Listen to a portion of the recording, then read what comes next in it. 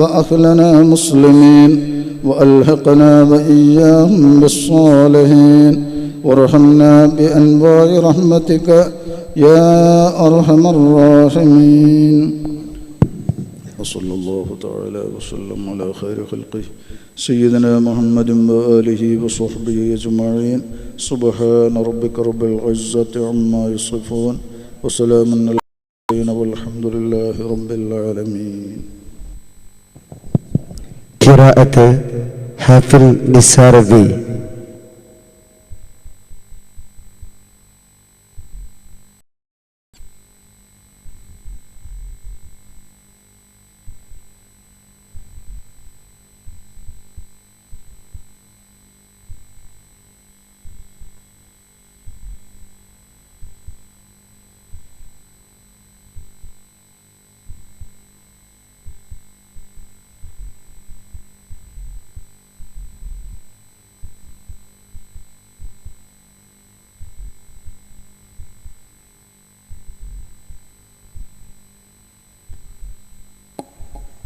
السلام عليكم ورحمة الله تعالى وبركاته.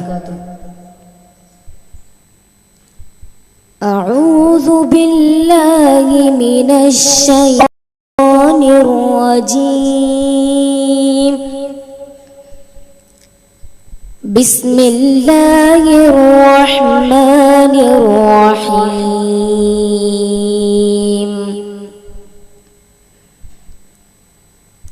لا يستوي أصحاب النار وأصحاب الجنة. أصحاب الجنة هم الفائزون.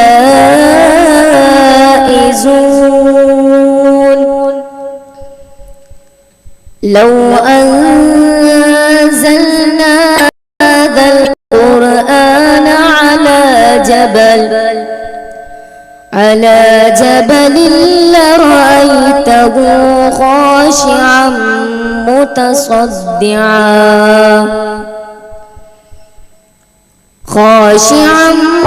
متصدعا من خشية الله.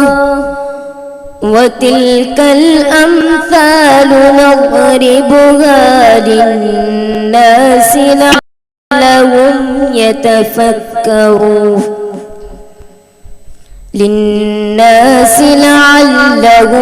يتفكرون.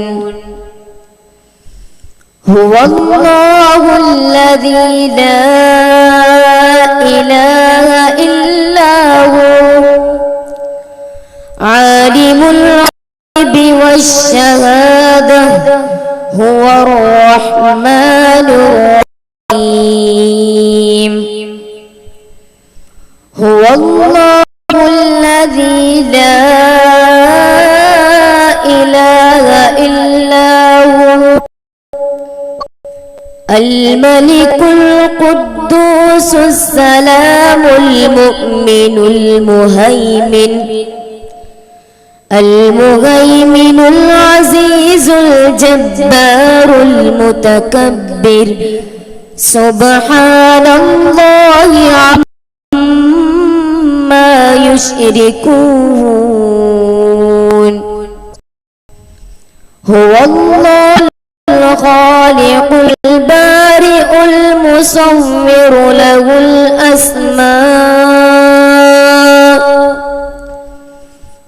الأسماء الحسنى. യുസബിൽ തന്നെ ചെയ്തു, ഞാൻ ഒഴിവാക്കി എന്റെ വകയായി കണ്ടു. അങ്ങനെ കണ്ടുമുട്ടിയ മഹാപണ്ഡിതനിൽ സുഫിയാൻ അയക്കുവാൻ. അന്നു മാത്രമല്ല, ഇന്നും അങ്ങനെയാണ്. ഈ നിമിഷങ്ങൾക്ക് ഈ അക്ഷരങ്ങൾ പറയാൻ കഴിയുന്നത്. ആയത്തുകൾ അവിടെ നിൽക്കട്ടെ. ആശാർ കണ്ടാൽ മനുഷ്യന്റെ വാക്കുകൾ അല്ല, സ്വർണ്ണവർണ്ണത്തിലുള്ള ആൾ പറയുകയും ചെയ്തു. പിന്നെയും അത് റസൂൽ പറയുമ്പോൾ വേറെ പറഞ്ഞു, നബിയെ എന്ന കിതാബിൽ കാണാൻ കഴിയും ഈ വാള് പിന്നീട് സൂക്ഷിച്ചു, മരണം വരെ സൂക്ഷിച്ചു. അതിനുശേഷം അനന്തരഗാമികൾ സൂക്ഷിച്ചു, പിന്നെയും കുറെ കാലം അത് സൂക്ഷിച്ചു. വാളിപ്പോ എവിടെയാണ്? കേരളത്തിൽ എവിടെയെങ്കിലും എത്തിയിട്ടുണ്ടോ? ആരുടെയെങ്കിലും അടുക്കൽ എത്തുമോ? ആരെങ്കിലും സൂക്ഷിച്ചു അറിയില്ല.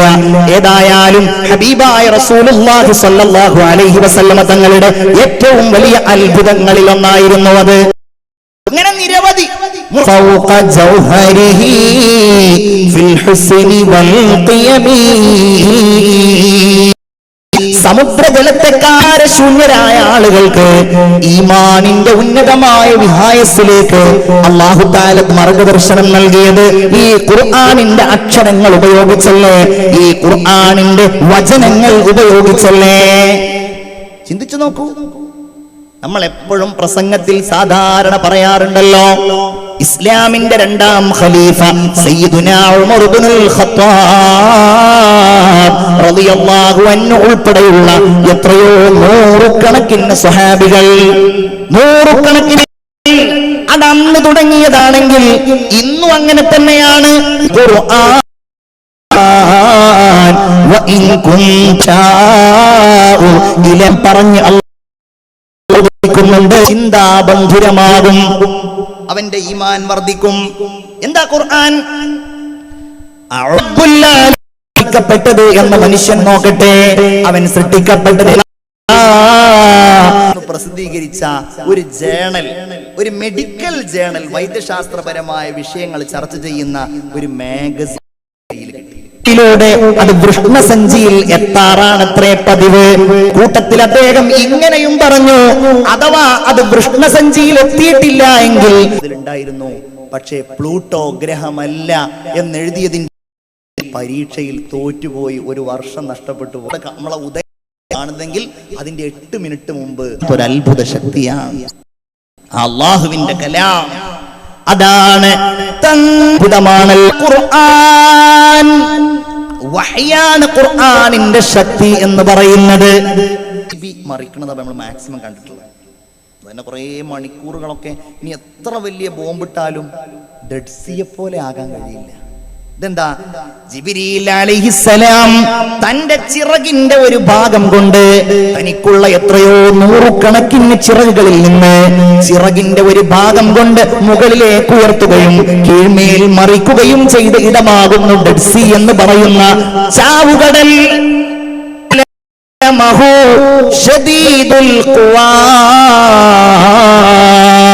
വഹി എത്ര സൗന്ദര്യാത്മകമായിരുന്നു, എന്തൊരത്ഭുതമായിരുന്നു വഹി. സ്വഹാബികൾ പറയുകയാണ്, റസൂലുള്ളാഹി തങ്ങൾക്ക് വഹി ഇറങ്ങുമ്പോ പള്ളി നിശബ്ദമായി, എല്ലാവരും ഇങ്ങനെ നിശബ്ദമായിട്ടിരിക്കും. ഇങ്ങനെ നോക്കും, നബി മൗനിയാണ്. തേനീച്ച മുരളുന്നത് പോലെ ഒരു മുരൾച്ച ഞങ്ങൾക്ക് ഇങ്ങനെ കേൾക്കാൻ കഴിയുമായിരുന്നു. ഒരു ചെറിയ സൂമിങ് ഞങ്ങൾ അതിങ്ങനെ കേൾക്കും. അങ്ങനെ എന്താണോ അവിടത്തേക്ക് വന്നിട്ടുള്ളത്, ആ വചനങ്ങൾ അവിടുന്ന് ഞങ്ങളുടെ മുമ്പിൽ എഴുന്നേറ്റ് നിന്ന് ഓതിത്തരും. അതെവിടേക്കാ ചെല്ലുന്നത്, അതെവിടെ നിന്നാ കേൾക്കുന്നത്, അത് മതിയായിരുന്നു മഹാന്മാരായ സ്വഹാബികൾക്ക്. അത് മതിയായിരുന്നു, ആ വചനങ്ങൾ മതിയായിരുന്നു. ഹബീബായ റസൂലുള്ളാഹി സ്വല്ലല്ലാഹു അലൈഹി വസല്ലമ തങ്ങൾക്ക് മറ്റൊരു വിശദീകരണത്തിന്റെയും അവർക്ക് റസൂലുള്ളാഹിന്റെ മറ്റൊരു വിശദീകരണത്തിന്റെയും ആവശ്യമേ ഉണ്ടായിരുന്നില്ല. ഓരോ സന്ദർഭങ്ങൾ അല്ലേ, രസകരമായ ഒട്ടനേകം സന്ദർഭങ്ങൾ ഇതിലുണ്ട്. അല്ലാഹ് ഇങ്ങനെ അറിയിച്ചു കൊടുക്കുകയാണ്. പക്ഷേ അത് ആ സന്ദർഭത്തിൽ അത്ഭുതം മാത്രമല്ല, അത് എക്കാലത്തെയും അത്ഭുതമാണ്. ഞാനൊരു ഉദാഹരണമായിട്ടൊരു സംഭവം പറഞ്ഞുതരാം. ഉദാഹരണം, നബി സല്ലല്ലാഹു അലൈഹി വസല്ലമ തങ്ങളുടെ കാലഘട്ടത്തിൽ ഒരു സ്വഹാബിയുടെ പടയങ്കി മോഷണം പോയി. മോഷ്ടിച്ചയാൾ അത് മോഷ്ടിച്ചു കൊണ്ടുപോകുമ്പോൾ നമ്മുടെ സാധാരണ ബണ്ടി ചോറൊന്നും ചെയ്യുന്നത് പോലെ നമ്മൾ പറയില്ല, ഐഡിയാപരമായിട്ട് ചെയ്യണം, അത് മൂപ്പര് ചെയ്തില്ല. അയാള് ഈ മോഷ്ടിച്ച സാധനം കീറച്ചാക്കിലായിരുന്നു. ഈ ചാക്കിലാണെങ്കിലോ നിറയെ ഗോതമ്പിന്റെ പൊടി ഉണ്ടായിരുന്നു. അപ്പൊ വലിയ CBI ഒന്നും വേണ്ട, ആൾക്കാർക്കറിയാം. ഇതാ ഈ പൊടിയുടെ പിന്നാലെ ഇങ്ങനെ പോയി നോക്കി വരും. അങ്ങനെ ഇയാള് ആളുകൾ കാണുന്നുണ്ടെന്ന് കണ്ടപ്പോൾ ഇയാൾ വേഗം അതൊരു ജൂതന്റെ വീട്ടിൽ വെച്ചു. ഇത് കൊണ്ടുപോയ ആളുടെ പേര് തുഅമത്ത് ഇബ്നു ഉബൈരീഖ് എന്നതായിരുന്നു. ഖതാദത്ത് ഇബ്നു നുഅ്മാൻ എന്ന ജൂതന്റെ വീട്ടിലാണ് ഇയാൾ ഈ ചാക്ക് കൊണ്ടുപോയി വെച്ചത്. സുബ്ഹാനല്ലാഹ്. അങ്ങനെ അത് ഭയങ്കര പ്രശ്നമായി, മദീന പിടിച്ചു കുലുക്കിയ ഒരു കേസായിട്ട് മാറി. പറഞ്ഞത് തുഅമ മോഷ്ടിച്ചതാണ്. ബാക്കിയുള്ളവർ പറഞ്ഞു തുഅമ ഇത് ഇയാളുടെ വീട്ടിൽ നിന്നല്ലേ കിട്ടിയത്, അയാളാണെങ്കിൽ ജൂതനുമാണ്, അതുകൊണ്ട് ആ ജൂതൻ തന്നെയാണ് നബിയെ, നിങ്ങൾ ആ ജൂതനെതിരെ നടപടിയെടുക്കും. കുറെ മുസ്ലിങ്ങളൊക്കെ വന്നു, അതായത് ഈ തുഅമന്റെ ടീം ഉണ്ടാവുമല്ലോ, അവരൊക്കെ വന്ന് പറഞ്ഞു നബിയെ, മൂപ്പര് ഒരിക്കലും അങ്ങനെ ചെയ്യൂല, മൂപ്പര് നമ്മളുടെ ആളാണ്, നമ്മളുടെ അടുത്ത കുടുംബക്കാരനാണ്, നമ്മളുടെ ചിലർ പറയല്ലോ എന്റെ മോൻ അങ്ങനെ ചെയ്യൂല, അല്ലെങ്കിൽ എന്റെ നാട്ടുകാരൻ അങ്ങനെ ചെയ്യൂല, എന്റെ പ്രസ്ഥാനത്തിൽപ്പെട്ട ആൾ അങ്ങനെ ചെയ്യൂല അല്ലെ, അങ്ങനെ പറയില്ലേ, മൂപ്പര് നമ്മളെ സംഘടനക്കാരനാണ്, അതുകൊണ്ട് മൂപ്പര് അങ്ങനെ ചെയ്യൂല, അല്ലെങ്കിൽ മൂപ്പര് നമ്മളുടെ ആളായതുകൊണ്ട് നമുക്ക് മൂപ്പരെ സംരക്ഷിച്ചേ മതിയാവൂ, അങ്ങനെയൊക്കെ ചെയ്യും. സുബ്ഹാനല്ലാഹ്, അല്ലാഹു കാത്തുരക്ഷിക്കുമാറാവട്ടെ. റസൂലുള്ളാഹി സ്വല്ലല്ലാഹു അലൈഹി വസല്ലം ഞങ്ങളോട് സ്വഹാബികളൊക്കെ ഒന്ന് പറയാണ്, യാ റസൂലല്ലാഹ്, ദാ മൂപ്പര് നമ്മളുടെ ആളാണ്, അതുകൊണ്ട് മൂപ്പരിക്കെതിരെ ഒരിക്കലും നടപടി എടുക്കരുത്. നബി മൗനിയായി. എന്താ? നെറ്റിത്തടത്തിൽ വിയർപ്പ് കണങ്ങൾ പൊടിഞ്ഞു. ബിസ്മില്ലാഹിർ റഹ്മാനിർ റഹീം.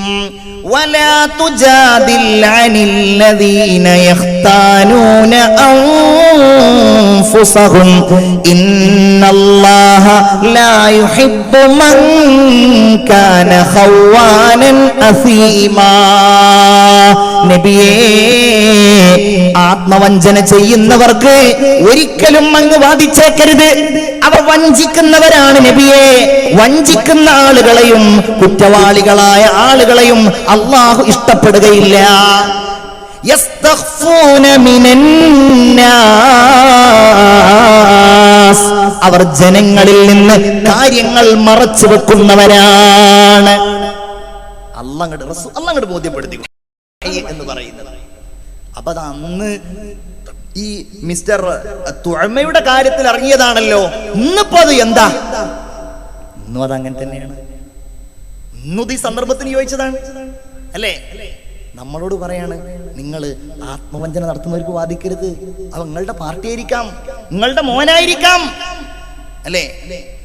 മോന് അനുജന്റെ വീടിന്റെ പണി നടത്തി, ഒരാളുടെ മോന് അനുജന്റെ പണി കോൺട്രാക്ട് നടത്തി. കോൺട്രാക്ടറുടെ അടുക്കൽ നിന്ന് കോൺട്രാക്ടർ ഈ അനുജന്റെ അടുക്കൽ നിന്ന്, വാപ്പാന്റെ എളാപ്പാന്റെ അടുക്കൽ നിന്ന് കാശൊക്കെ വാങ്ങി, എല്ലാം വാങ്ങി കീശയിൽ വെച്ചു. പണിയെടുത്തു കൊടുത്തില്ല. അനുജൻ വന്നിട്ട് ജ്യേഷ്ഠനോട് പരാതി പറഞ്ഞു, മോനോട് ഒന്ന് പറയും, നിങ്ങൾ എന്തെങ്കിലും ഒന്ന് അഡ്ജസ്റ്റ് ചെയ്യാൻ, അവന് തീരെ പണിയെടുത്തിട്ടില്ല, കാശൊക്കെ വാങ്ങും ചെയ്തിട്ടുണ്ട്. എന്റെ മോനോ, അവനങ്ങനെ നീ കാശ് കൊടുത്തിട്ടുണ്ടാവില്ല. അങ്ങോട്ട് കുലുങ്ങിയ ഒരു കലാപുണ്ട് അല്ലേ, വിൽക്കാൻ തുടങ്ങിയിട്ടുണ്ട്. നെറ്റിലൊക്കെ പരിശോധിച്ചാൽ നിങ്ങൾക്ക് മനസ്സിലാക്കാൻ കഴിയും. എന്നിട്ട് ചന്ദ്രനിലുള്ള ഒരേക്കർ ഇഷ്ടം പോലെ സ്ഥലം, ഇപ്പൊ ഇവിടെ ദുന്യാവിൽ 2 സെന്റുള്ള ആൾക്ക് എന്ത് ചെയ്യാ, ചന്ദ്രൻ ഒന്ന് ഖുർആൻ ഹിഫ്ളാക്ക്. ഞാൻ ഇങ്ങനെ ഒരു വിഷയം ഇവിടെ സംസാരിക്കാൻ തന്നെ തീരുമാനിക്കാനുള്ള കാരണം, ഇവിടെ നാളെയോ മറ്റന്നാളോ എന്നറിയില്ല, ഒരു ഹിഫ്ളിന്റെ സന്നദ്ധിനോട് എൻ്റെ അഭിമന്യനായ സുഹൃത്ത് മുസ്തഫ ഷറീഫ് പറഞ്ഞു, എന്തായിരുന്നു നാളെ ഹിഫ്ള് പിന്നെ ഹാഫിളീങ്ങളായ വിദ്യാർത്ഥികൾക്കുള്ള സന്നദ്ധ. അപ്പോഴാണ് എൻ്റെ മനസ്സിൽ ഖുർആനെ പറ്റി തന്നെ ആയിക്കോട്ടെ എന്ന് പറഞ്ഞത്. അതൊരു വലിയ സൗഭാഗ്യമല്ലാതെ മറ്റെന്താണ്?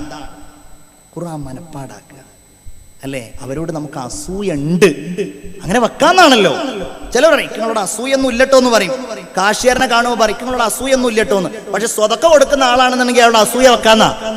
ഖുർആൻ പഠിക്കുകയും അത് പ്രബോധനം ചെയ്യുകയും അത് മനപ്പാഠമാക്കുകയും അതനുസരിച്ച് ജീവിക്കുകയും ചെയ്യുന്ന ആളോടും നിങ്ങൾക്ക് അസൂയ വെക്കാമെന്ന് നബിയുനാ റസൂലുള്ളാഹി സ്വല്ലല്ലാഹു അലൈഹി വസല്ലം. അസൂയ വെച്ചാൽ മാത്രം പോരാ, നമ്മളും അതിനുള്ള പരിശ്രമങ്ങൾ നടത്തണം. അള്ളാഹു ചിലർക്കൊരു തൗഫീഖ് നൽകുക എന്നുള്ളതാണ്. അപ്പൊ നമ്മളുടെ ഈ സ്ഥലത്ത് കൂടെ ഇങ്ങനെ പോയിട്ടുണ്ടെങ്കിൽ, ഈ മേലാറ്റൂര് എന്ന് പറഞ്ഞ സ്ഥലം ഇവിടെ അടുത്താണോ ദൂരെ എന്ന് എനിക്കറിയില്ല. അവിടെ അടുത്താണോ? അവിടെ ഒരാളുണ്ടായിരുന്നു, അത്രേ, പന്തലാൻ മമ്മുമൊല്ല എന്നായിരുന്നു അദ്ദേഹത്തിന്റെ പേര്. പന്തലാൻ മമ്മുമൊല്ല. ചില ആളുകൾക്ക് അള്ളാഹ് അങ്ങോട്ട് കൊടുക്കും. അതിന് ഉദാഹരണമാണ് മൂപ്പരുന്ന. കൂടുതൽ കാലമൊന്നും ആയിട്ടില്ല, ബഹുമാനപ്പെട്ട ഒരു വഫാത്തായിട്ട്. പന്തലാൻ മമ്മുമൊല്ല സാധാരണ ഒരു മൊല്ലാക്കയായിരുന്നു. കാര്യമായിട്ടൊന്നും മൂപ്പര് ഉസ്താദുമാരിൽ നിന്നും ഗുരുക്കന്മാരിൽ നിന്നും പഠിച്ചിട്ടില്ല. പക്ഷേ അള്ളാഹു ബഹുമാനപ്പെട്ടവർക്ക് ഖുർആൻ അവന്റെ മൗഹിബത്തായിട്ട് അങ്ങോട്ട് ഹിഫ്ളാക്കി നൽകി എന്നുള്ളതാണ്. നമ്മൾ ഹദീസിൽ പഠിക്കാറില്ലേ, നമ്മൾ അള്ളാഹുവിലേക്ക് ഒരു ചാണെടുത്താൽ അള്ളാഹ് നമ്മളിലേക്ക് ഒരു മുഴ അടുക്കും. നമ്മൾ അള്ളാഹുവിലേക്ക് അങ്ങോട്ട് അള്ളാഹുവിലേക്ക് നടന്നു എന്നാൽ പടച്ചവൻ നമ്മളിലേക്ക് എങ്ങനെ വരും? ഓടി വരുന്നൊക്കെ. അത് ഈ ഖുർആന്റെ ഒരു ശൈലിയാണ്. ഖുർആനിലേക്ക് നമ്മൾ നടന്നു ചെന്നാൽ ഖുർആൻ നമ്മളിലേക്ക് ഇങ്ങോട്ട് ഓടി വരും. പഠിക്കാൻ വളരെ എളുപ്പമാണ്, ഇതിന് മടുപ്പില്ലല്ലോ. ഇത് കേൾക്കുന്നതിന് അലർജി